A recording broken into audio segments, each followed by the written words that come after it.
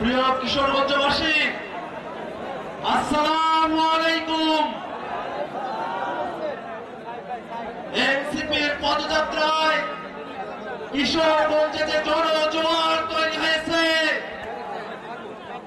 নতুন বাংলাদেশ করতে এনসিপির যাত্রাকে আর কোনো বাধা আমাদের আটকে রাখতে পারবে না। বাংলাদেশকে নিয়ে, জুলাই অভ্যুত্থানকে নিয়ে নানা ধরনের ষড়যন্ত্র পাতানো হচ্ছে।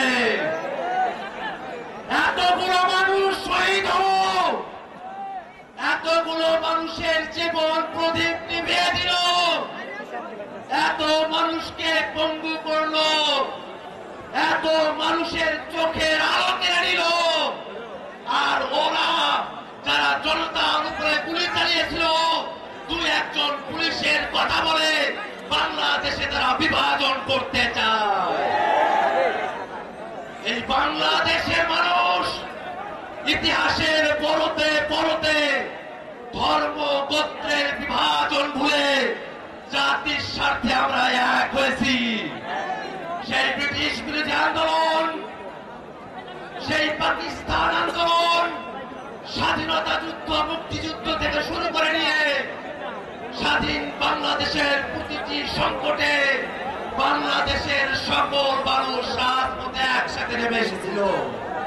ভাইরা আমার, এই বাংলাদেশকে সাম্প্রদায়িক বাংলাদেশ হিসাবে উপস্থাপন করে বাংলাদেশের স্বাধীনতাকে অনেক মানুষ হুমকির মুখে ফেলতে চায়। এই বাংলাদেশের হিন্দু মুসলমান, এই বাংলাদেশের বৌদ্ধ খ্রিস্টান, এই বাংলাদেশে সম্প্রীতিতে বসবাস করবে, সেটা যদি কারো পছন্দ না হয়, সে ঘরের এক কোনায় বসে কাঁদুক। বাংলাদেশকে সাম্প্রদায়িক বলে গালি দেওয়ার অধিকার কোন মানুষের নাই। এই বাংলাদেশকে নিয়ে, এদেশের স্বাধীনতা সার্বভৌমত্বকে নিয়ে নানা ধরনের ষড়যন্ত্র চলছে। বাংলাদেশের অর্থনীতিকে ডুবিয়ে দিতে, বাংলাদেশের কোন অঞ্চলকে কাজ দিয়ে তারা আলাদা করার প্রচেষ্টা করছে। আমরা শপথ করে বলি, আমাদের গায়ে এক ফোঁটা রক্ত থাকতে বাংলাদেশের 1 ইঞ্চি জায়গা আমরা পরাধীন হতে দেব না।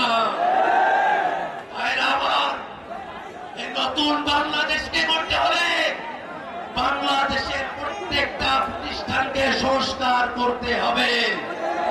বাংলাদেশের পাসপোর্ট অফিস, বাংলাদেশের রেজিস্ট্রার অফিস, বাংলাদেশের আইন আদালত, বাংলাদেশের সকল প্রতিষ্ঠান, বাংলাদেশের থানাগুলোকে জনগণের সেবার উপযোগী করতে হবে।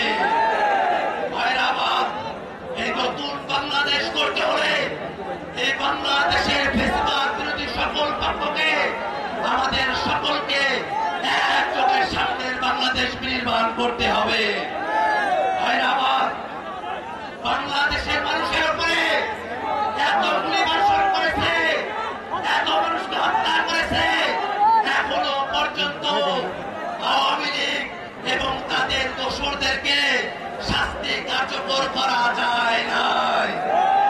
আমরা সরকারের কাছে আহ্বান জানাই, 1 বছর সময় গত হয়েছে, আর কত অপেক্ষা করবেন? অতি দ্রুত আওয়ামী লীগ এবং তাদের দোসরদেরকে বিচারের কাঠগড়ায় দাঁড় করাতে হবে।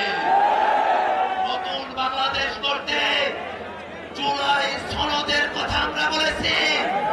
মৌলিক সংস্কারের ভিত্তিতে জুলাই সনদ প্রণয়ন করতে হবে।